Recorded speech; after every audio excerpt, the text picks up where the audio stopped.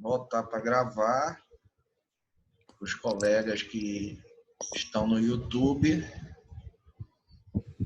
Deixa eu abrir aqui o livro. Isso. Espelhar aqui para vocês. Tá? Então, boa noite a todos, tá? Espero que estejam bem. Vamos, então, ir aqui para o capítulo, né? Capítulo 8 hoje, né? Que vamos falar. Aqui. 8, psicologia e direito penal, né? Nós vamos começar a falar, né? Vai entrar, vocês vão começar a perceber hoje, né? A gente já vai começar a entrar mais e aprender a arriscar, a entrar mais na matéria da criminologia, tá? Então vocês já vão ver mais material voltado para isso, tá? Então preste bastante atenção, que eu acho que interessa muito vocês do direito, né? Essa parte da psicologia, né? Porque que nem agora estava no canal, né? Tava todo mundo discutindo, né? Mas é crime, né? Não é crime, né? Então, vocês, alguns, né, têm ainda aquele conhecimento meio do senso comum, como a gente diz, né? Que são das pessoas de rua. Deixa eu só mutar aqui para não atrapalhar. Tá? Mas podem falar, contribuir à vontade, tá? Quem quiser parar aí para dar uma contribuição, pode falar. Né? Então, a pessoa que não é perita, né, ela vai entrar naquela, né? Tipo, não, ele, né, realmente abusou da pessoa, ele tem que ser preso. Né? Só que a gente, né, que é especialista, que trabalha, né, nessa área, a gente tem que ver o verso da coisa, né? Também saber o outro lado, né? Porque, afinal de contas, nós temos que julgar, né? E aí, tá aí junto com vocês um estudo dirigido, né, com algumas perguntas que eu fiz para a gente discutir hoje, né? E aí, vocês têm até segunda-feira, né, podem fazer ele digitado, enviar para o meu e-mail e já fica como uma tarefa para vocês, esse roteiro dirigido aí, né? Até porque é matéria da prova, né, gente? Então, é importante prestar atenção, né? Então, a primeira pergunta que eu fiz para vocês aqui sobre esse texto foi o que é o atavismo, né? E como isso era utilizado pela criminologia no início. Né? Alguém aí, né, que leu o texto, né, ou queira contribuir, lembra mais ou menos da aula passada, que a gente falou da história, né, do perito, né, e da psicologia jurídica? Puxa um pouco disso aí também. Alguém gostaria de contribuir, falar alguma coisa antes? Ou tem alguma dúvida?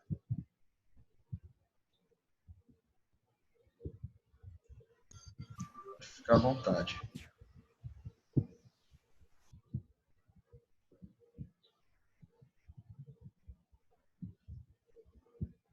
Nadinha, gente, então pode continuar tocando, né?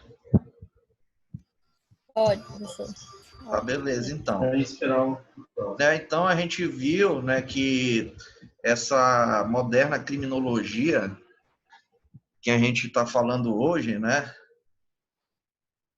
que nós já vivendo já o século moderno, né? Então a gente sabe que a criminologia ela começou com seu pé, né, ali no século XIX, né, realmente, né, cientificamente falando. Só que a gente sabe historicamente, né, pela raça humana, né, que já temos bastante anos aí, né, ele já era utilizado nos tempos antigos, né, até antes de Cristo, né, os primeiros peritos aí que faziam esses julgamentos, eles faziam a demarcação, né, de terras às vezes, né, resolviam casos disso, né, e de separação, guarda do filho, tinha isso, né, tudinho. Então é uma coisa bem antiga, se a gente for pegar. que teve várias fases, né? Teve várias mudanças até chegar, né? Que é o século XIX, que é importante, né? Porque aí separa aí o conhecimento do velho mundo, né? Para o conhecimento atual, né? O que a gente chama que é o utilizado hoje em dia, né? Então, portanto, vão ter muitas ideias aí que elas já são defasadas, já são antigas, né? Não são utilizadas mais, né? E uma delas, né, é a questão do atavismo. Alguém sabe me dizer o que é esse atavismo? Quem leu aí?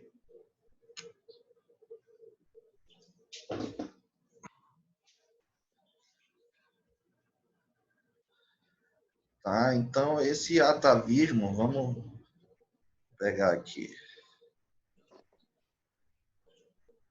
Vamos jogar aqui no nosso amigo Google, né? Eu coloquei. Uhum. Pode falar. Peraí, professor. Deu foi para alguém aqui, peraí. Pode falar, amiga, por nós. Não, eu coloquei aqui, fiz a pesquisa, né? Coloquei que atavismo é a hereditariedade biológica de características psicológicas, intelectuais e comportamentais. Correto, correto. É isso mesmo, né? É dizer que uma pessoa é atávica, né? Que é como a gente vai encontrar muito na literatura, né? No romance, né? Mas ele é Reminiscência evolutiva.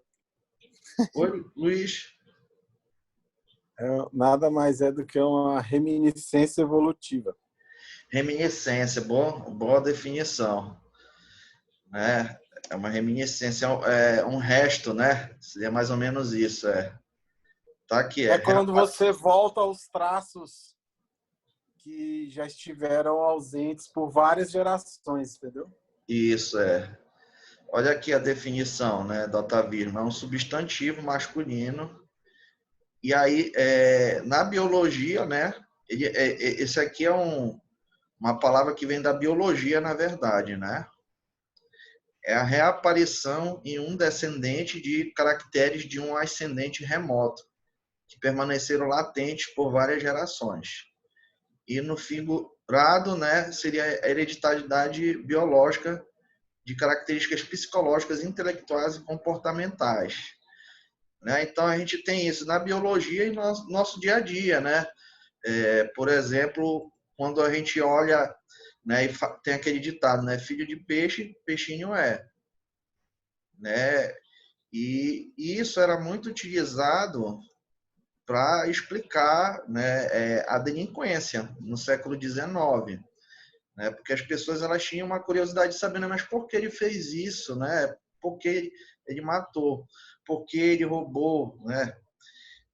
Então, eles procuravam dar essa justificativa, porque na época, né, a gente tem que parar e pensar assim, século XIX, o que estava acontecendo, né? Então, os principais pensadores, né, que a gente tem hoje da Idade Moderna viviam no século XIX. Então, a gente vai ter Darwin, a gente vai ter Freud, a gente vai ter o Galton, né, que eu falei na aula passada.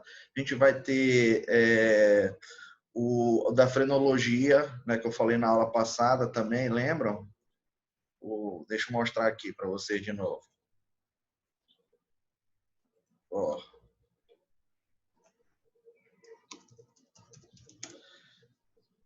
Lembra? Vai surgir uma série de ciências e pseudociências nessa época, que eu falei para vocês, né? Que vão tentar explicar as coisas, né? Mas num tom mais moderno, né? E essas explicações, gente, elas foram aceitas pela sociedade da época, né? Por exemplo, aqui, né, no livro de vocês, cito Cesare Lombroso, que para a criminologia moderna, né, ele foi super importante, porque ele foi um primeiro, né, cientista, um primeiro pesquisador que deu uma resposta talvez mais próxima do real, né, do que seria a delinquência, né? Ele escreveu um tratado antropológico experimental do homem delinquente no século XIX. Tá? E ele, nesse tratado, ele escreve que né, o comportamento criminoso ele tem origem atávica, tá? No caso, então é alguma coisa de família, né? Uma coisa herdada, né? Então é por causa dele, né, que a gente fala hoje, né, de filho de peixe, peixinho esse tipo de coisa, né? Só que a gente sabe hoje em dia que isso tudo foi uma pseudociência, né? Como eu falei para vocês, assim como a frenologia, são pseudociências, eles realmente não explicam, né, de verdade porque uma pessoa é delinquente, né? Só que como surgiu no século XIX, né, que era uma época em que a ciência estava voltando a ficar em voga, né? Eles foram aceitos, né? Agora, o maior problema disso, né, não foi a questão passada, mas é que isso, por muito tempo, até pouco tempo, ainda era utilizado esse tratado antropológico aí na polícia, né, que é a questão dos perfis, né, perfil criminoso, né, que tem na polícia, né, até pouco tempo ainda se ensinava coisas desse tipo, né, mas é uma teoria que ela já é batida, essa do Cesare Lombroso, né, é uma pseudociência, tá, mas ficou aí, né, ele por exemplo, falou coisas como por exemplo, da raça negra, dos índios que eram degenerados, né, que por isso eles tinham maior tendência para delinquência, né? Então levou ele a fazer umas constatações assim que não tem nada a ver, né? Que a gente sabe, né? Que a gente sabe, por exemplo, que historicamente os brancos têm mais oportunidades que negros, né? Historicamente é uma questão social aí, né? Que está Eu envolvida, ia né? falar agora. Então, a questão social também era colocada como foco para a delinquência. Exatamente, né? Só que naquela época, como a biologia surgiu, né? A gente vê aí, né? O Darwin, né? Por exemplo, lançou, né? A teoria da evolução. Então, a biologia ela tinha um forte apelo, né? Com as pessoas, né? Para entender as coisas. Só que muitos Mas, pesquisadores utilizavam isso de uma maneira moral, entendeu? Era uma questão professor, moral. Fale, Luiz. vou tomar um cuidado de fazer esse comentário, Uhum. porque às vezes as pessoas interpretam mal. Certo. Isso não é um pensamento meu, tá? Tá. Na verdade, vou só falar o que eu já li sobre essa crítica aí, justamente disso aí que você está falando. Uhum. Quando você pensa na delinquência, a delinquência, quando você estuda ela, você percebe que ela nada mais é do que um distúrbio também, né? O cara, Sim. ele foge da normalidade. O que é a normalidade? A normalidade depende dos padrões sociais, da cultura, de onde você vive, das Aquilo que a gente regras, discutiu, né, também na aula passada. das leis. Uhum. Só que, assim, não é questão historicamente. Realmente, historicamente, você tem uma parcela de afrodescendentes e indígenas que têm uma dificuldade de ascensão social. Isso é nítido, né? É muito discutido até. Uhum. Porém, tem que se pensar no lado racional. Quando você tem deficiência financeira e muitas das vezes a deficiência financeira ela gera alguns desequilíbrios emocionais familiares. Então, a pessoa ela cresce com aquilo ali, existe revolta, existe uma série de questões envolvidas aí. No final de tudo, na fritada dos ovos, como dizem, é uma sequência de desequilíbrios. Você tem desequilíbrio familiar, que leva a pessoa convive com aquilo ali, começa a gerar uma série de problemas, ela vai veredando por caminhos diferentes do correto e, no final, gera uma delinquência. Ponto. Então, se você tem uma parcela maior de pessoas afrodescendentes e que tem essas discrepâncias sociais, obviamente você vai ter um número de delinquências associadas a isso. Porém, não tem nada a ver com a questão da raça. Sim. E sim da condição histórica social. Então, o maior erro é quando alinham a questão da raça. E não tem absolutamente Esse que foi a crítica a ele, justamente, entendeu? Que ele colocou como uma questão de raça mesmo, né? Degeneração racial. Sim. Então, existe uma confusão de interpretação muito grande nesse sentido. É esse que é o meu comentário. Entendi. Realmente, o número de afrodescendentes que entram nas estatísticas, não só de delinquência, como outros crimes, ele tem uma maior relevância, mas não relacionada à raça, e sim, historicamente, a condições financeiras que a pessoa é colocada. Porque, por exemplo, quando você pega no Brasil as favelas, você tem uma quantidade muito grande de afrodescendentes nas favelas, né? E quando você pega o crime, o tráfico, é mais do que mostrado, tá cheio de ONG lá dentro, que às vezes quem está lá dentro não tem oportunidade, não tem exemplo, não tem uma série de coisas. E aí a pessoa acaba se enveredando pelo tráfico, pelo crime.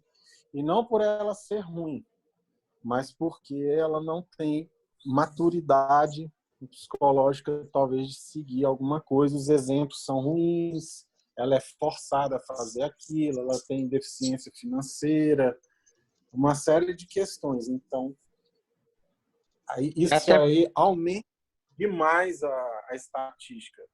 E aí, erroneamente... Luiz... Pode falar, Osmar.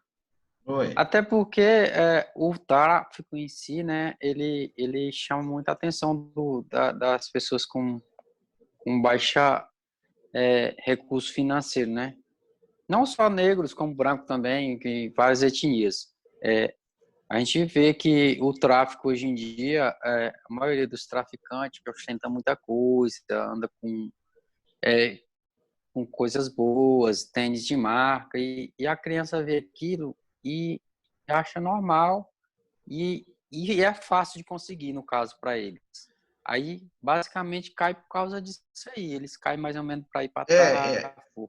Por eu ter trabalhado em CRAS e CREAS lá em Belém, isso aqui vai abrir discussão para um monte de coisa, né? Vamos tentar ir na ordem, né? Mas, assim, quando eu trabalhava em CRAS, em Belém, eu trabalhava com muitos adolescentes, né? Alguns em medida socioeducativa e outros, né, que viviam numa região perigosa, né? Então, é de muito conhecimento em Belém, né, que existe festa de aparelhagens, né? Não sei se vocês já ouviram falar. Sim, Né? sim. E geralmente essas festas de aparelhagem são patrocinadas por traficantes. Né? E aí eles fazem disputa lá em Belém, né, de quem paga mais bebida. Né? Aí naturalmente o jovem vai, né, para a festa, né, o jovem humilde, né, vai para a festa e vê aquilo, né, fica impressionado, né? E geralmente esse jovem ele vem de família, né, cujos pais assim trabalham geralmente com profissões mais humildes, né, como pedreiro, lixeiro, né, o catador, né, nesses bairros assim que eu atendia, né? E não pode dar um tênis, por exemplo, de marca, como você falou, para o filho, né, um cordão de ouro, algo desse tipo, né? E essa questão das aparelhagens acaba atraindo eles para o tráfico realmente. Né? Eu vivi muito essa situação assim quando eu trabalhei com adolescente. Né? Então, se a gente for começar a conversar, né, sobre delinquência, né, sempre vai puxar um pouco para o lado da lei. Só que tem que dar uma lembrada, né, que Professor. eu acho que é o mais importante, só um minuto, Carlos. É mais importante lembrar que esse fenômeno da criminalidade, da delinquência, ele é multicausal, né? Não existe só uma causa para isso, né? Que é isso que o texto de vocês ele vai focar em cima, né? As várias causas do comportamento de delinquência. Beleza? Fala aí, Carlos. Eu gostaria só de complementar o seguinte, um grande fator também que colabora com a questão da delinquência é o comportamento social dentro da própria família, né?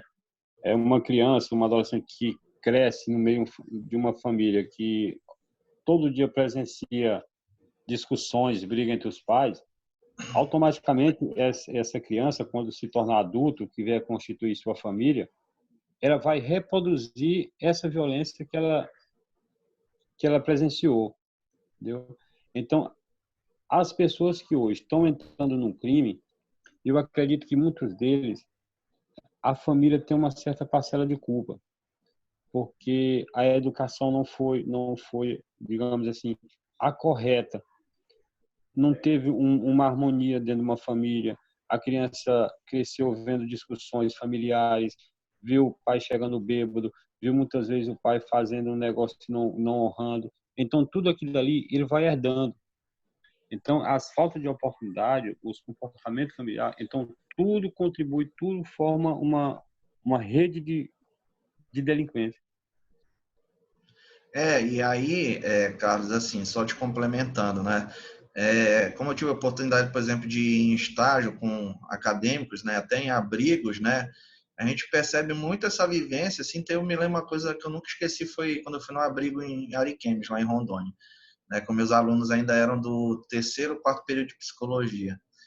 Aí foi muito legal, mas eles perceberam, assim, muitas crianças agressivas, né, agressivas demais, assim, né, e aí a gente vai pegar, né, conhecer um pouco da história delas, né, e aí você começa a descobrir, né, que elas estão no abrigo, né, por questão de guarda do pai, porque o pai era violento, né, e aí precisou afastar, né, as crianças, corria risco de vida, etc.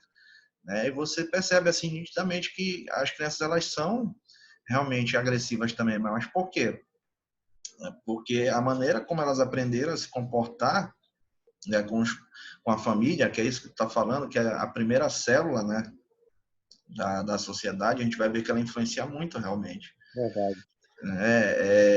Essas crianças não tiveram alguém modelando elas, né, de uma maneira amorosa, né, para que elas pudessem conviver melhor, né, na sociedade. Infelizmente, foi a experiência que elas tiveram ali, né, que mudou elas bastante, né? Fale, Nil.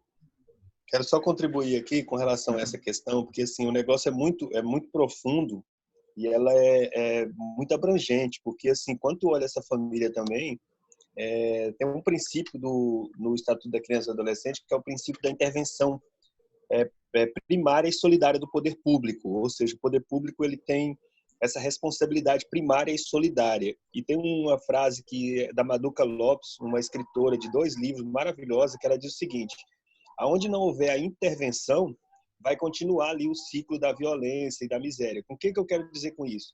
Que esses pais também, há uma tendência deles também ter passado por isso. Então, é um ciclo, sim, os pais e tal. Então, se a gente for olhar bem, assim, a culpa é da família, mas que família é essa? Que também teve uma outra família que já morreu, que também...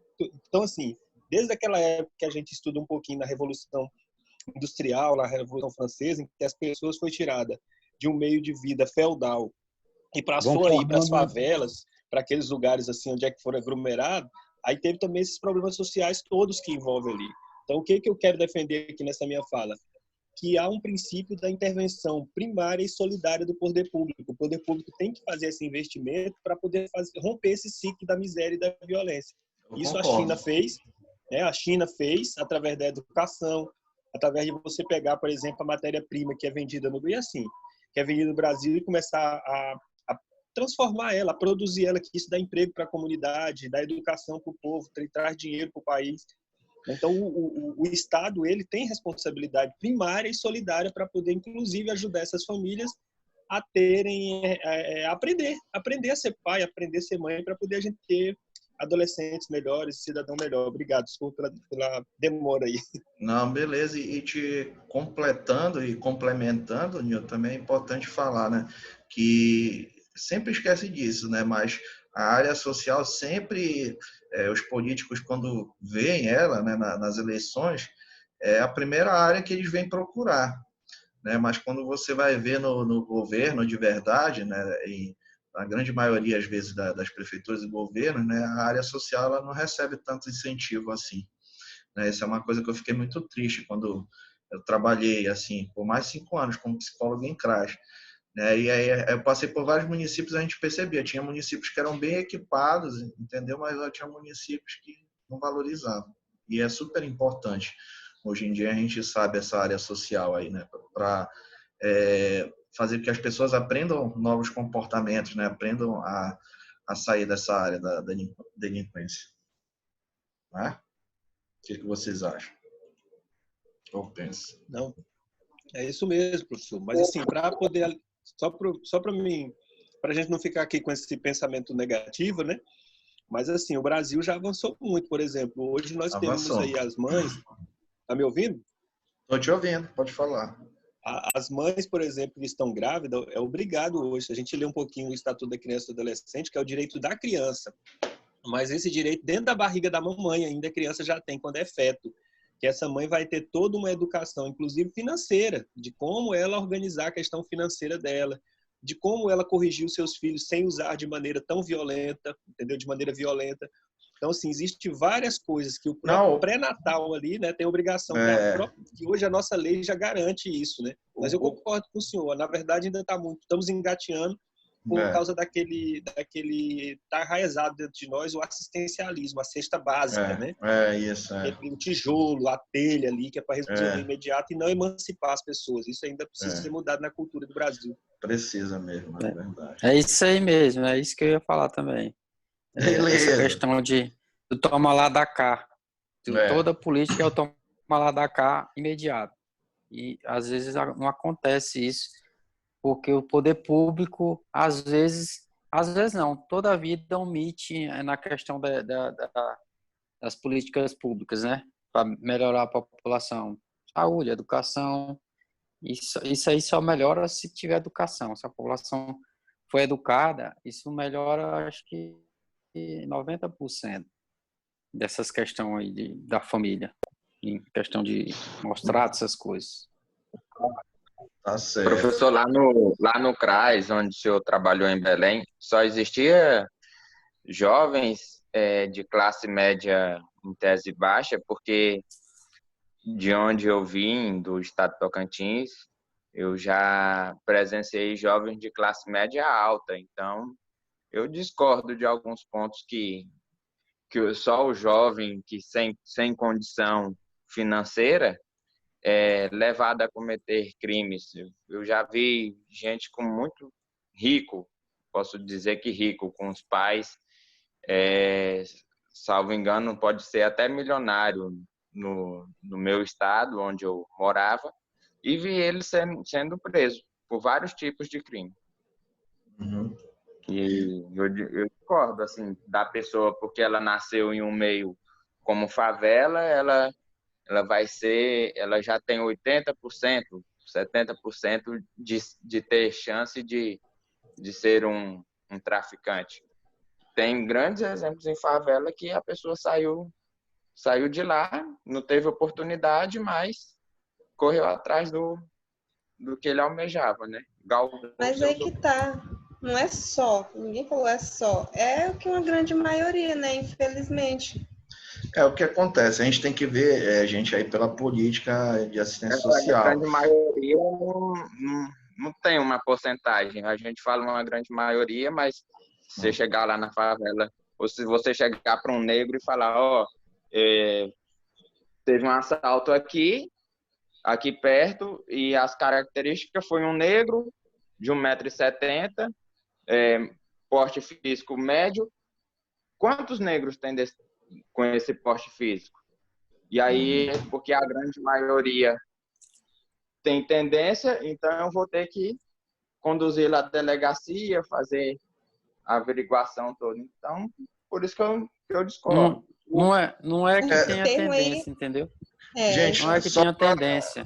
Só para responder porque aqui a população mais suscetível é a população classe baixa. A classe alta cai porque, às vezes, por curiosidade, alguma coisa assim, ou má índole mesmo. Mas A maioria é É, suscetível. É porque, como por eu isso falei, é a que lá questão no Rio Branco da... tem um monte de colarinho branco, Deixa eu só né? tentar responder Os a brancos. pergunta do colega. Tem a questão da formação também da academia, né, que acontece, que é muito carregada de preconceitos também, que acontece dos policiais também. Mas respondendo aí a pergunta do colega, o CRAS é o seguinte, ele dentro de uma política da assistência social, ele tem que ser instalado onde há situações de, como é que diz, eu não estou lembrado do termo, vulnerabilidade, não é isso, Nil? Vulnerabilidade. Então, o CRAS ele tem que ser instalado em locais que precisem, né? Nem toda prefeitura acontece isso. Às vezes, eles não colocam o CRAS, né, em um local vulnerável. Já trabalhei em CRAS que são em áreas mais tranquilas da cidade. Agora já teve, por exemplo, um CRAS de Marituba, que fica depois de Ananindeua, que eu trabalhei, que, nossa, meu, uma área assim, sabe? Aqueles fim de mundo, assim, que tu fica na rua, próximo da rua do CRAS, tem bandido, tem população humilde, tem palafita e etc. Assim, né? Foi uma experiência em tanto para mim, né, nesse sentido. Né? Mas, assim, no serviço público, né, nem sempre quem procura são as pessoas humildes, né? Também tem as pessoas da classe média também tem problemas, como você colocou aí, né? Hoje em dia, eu acho que nem existe mais classe média no Brasil, né? Acabaram, mas, enfim, número de jovens grande, né? Usando drogas, né? E traficando drogas e etc. Isso atinge também jovens assim com mais poder aquisitivo também, com certeza. Pronto, era aí que eu queria chegar. E nem por isso só uma pessoa que não teve oportunidade, não é só ela que vai ser acusada. Então, o rico que usa droga é o mesmo, comparado ao mesmo do negro que a gente está falando aqui, do índio, que também usa, não é só eles. Pode ser que o rico também tenha sido desse jeito. Se a gente for... igual o senhor falou, né? É um contexto que vai puxar N assuntos e na nossa, no período do Brasil colônia, vieram vários presos da Europa e nem por isso todo o Brasil é ladrão. Porque se fosse assim, o pensamento, né, a genética desses presos que foram miscigenados no nosso território, a gente era tudo ladrão, a maioria. Não, e os próprios portugueses que colonizaram a gente, uma grande parte, lógico que não todos, também eram pessoas, por exemplo, quem queria viajar para um novo mundo, para descobrir um novo mundo? Ninguém queria. Quem veio, né, foi a galera que estava afim de se livrar de aura, não queria ser preso, né, estava devendo para alguém, né? Então a gente tem que pensar nesse sentido também. Mas também Só que aqui acho que a gente não generalizou aqui, né, professor? Em nenhum momento a gente generalizou a situação. A gente falou que são mais vulneráveis, mas não houve generalização, que só eles. Não, a gente falou que tem mais vulnerabilidade. Pode acontecer, assim como pode acontecer na classe alta. Mas é isso e até porque, professor, a maioria da população brasileira é classe baixa, entendeu? Sim. Não é que seja todo, não é que seja todo pobre é ladrão ou é fumador de maconha ou qualquer coisa assim. Mas é a classe majoritária do Brasil hoje em dia. A classe alta, hoje em dia, ela não coincide tanto em crime, porque se ela tem condição de comprar a sua droga, não precisa roubar para manter o seu vício, entendeu? E os que caem por questão de tráfico, de coisa, para se ostentar, para dizer que ele é o bambambam da situação, entendeu? Essa é a questão. A gente não está generalizando, dizendo que só o pobre é ladrão ou traficante. Tem, na classe alta tem.